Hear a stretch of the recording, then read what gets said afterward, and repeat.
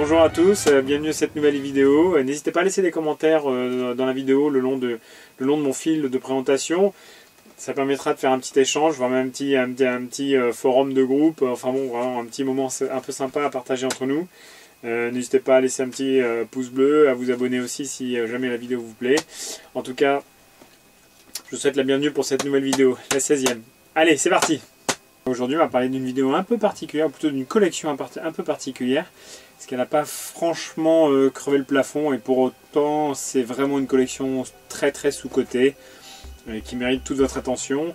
Une collection qui a été éditée de 1999 à 2001 en France, et qui avait commencé en 1992, à peu près au Japon, je crois. Et cette collection, c'est Stratège.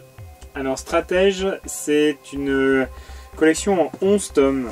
Donc qui est terminé en termes de parution et d'édition, comme je l'ai dit, qui s'est juxté entre 99 et 2000. Comme vous pouvez remarquer, franchement ils sont dans un état quasiment neuf, pourtant ils ont plus de 20 ans, ils ont toujours été cachés dans le noir. C'est un manga un peu particulier parce que il est complètement en dehors des sentiers battus par rapport à ce qu'on voit habituellement. C'est un genre de seinen, mais un peu shonen. Enfin bon, c'est quand même plutôt un seinen. Et c'est un manga de stratégie, comme son nom l'indique. Ça va parler de ce personnage-là principal, Kairi, qui appartient à un clan qui s'appelle le clan Motsu. Et le clan Motsu, c'est un clan de fins stratèges.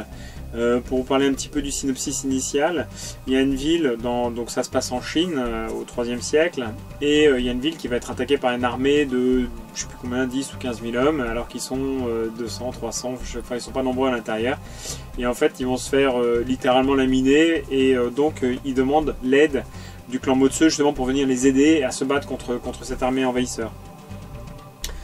Kairi arrive et à l'aide de ses connaissances stratégiques et de son tempérament, et ben, il arrive à retourner un petit peu la situation de telle sorte à ce que cette ville finalement s'en sorte face à cette énorme armée qui est venue les attaquer. Le dessin a franchement desservi la collection, c'est quand même... Enfin, bon, ce sont des dessins un peu particuliers, un peu... Ils sont assez... C'est pas des très beaux dessins, voilà, disons-le très franchement, c'est pas la qualité principale de l'auteur.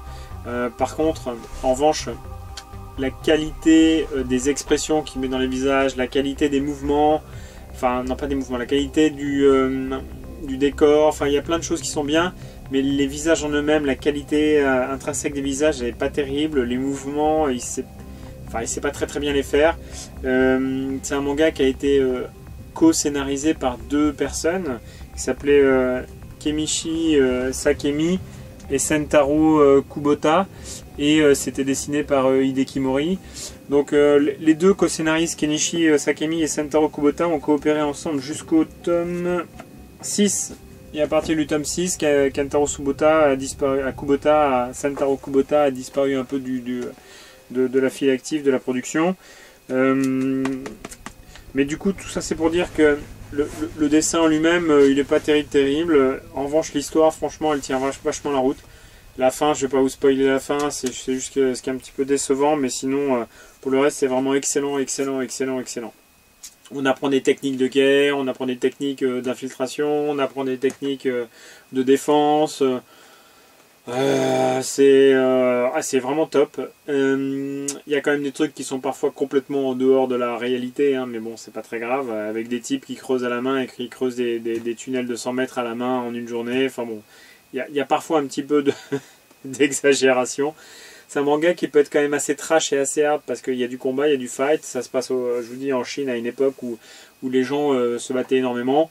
On voit les corps coupés en deux, on voit une femme écartelée par 4 chevaux, on voit, enfin bon, il y a quand même des trucs assez hard, mais sinon c'est vraiment une très bonne série.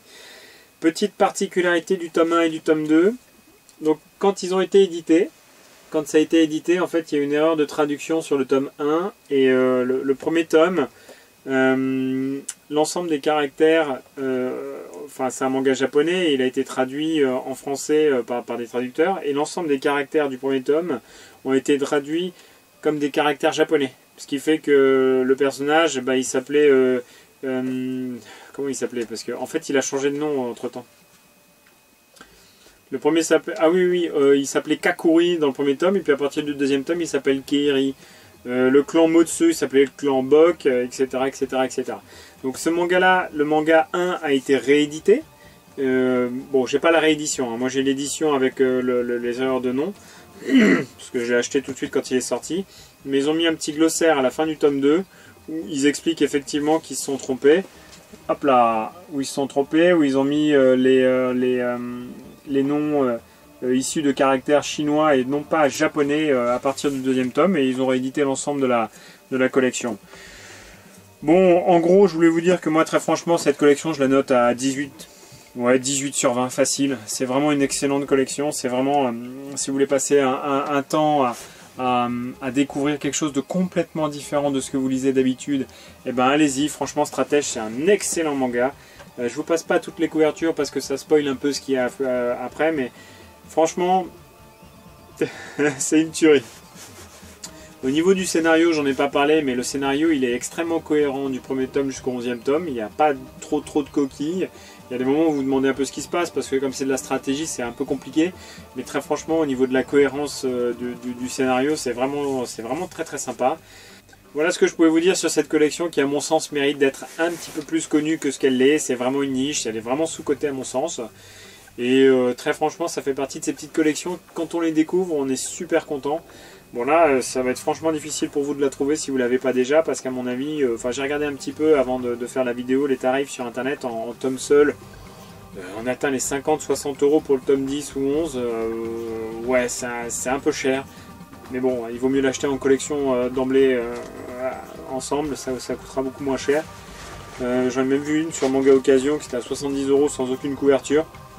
Bon, si vous n'aimez pas les jaquettes, tant mieux. Ah oui, j'ai oublié de dire un truc. Il est en sens de lecture traditionnel français, hein, d'accord? Il se lit enfin, dans ce sens-là. Hein. Il se lit pas dans le sens japonais. Il se lit pas de droite à gauche. Il se lit de gauche à droite. Hein. Donc, c'est notre petite particularité. Bon, si la vidéo vous a plu, ben, laissez-moi un petit commentaire, un petit pouce bleu, abonnez-vous, faites-moi plaisir, ça me rendra service, ça me permettra de continuer dans cette dynamique. Et je vous souhaite une bonne fin de journée à tous. Allez, salut!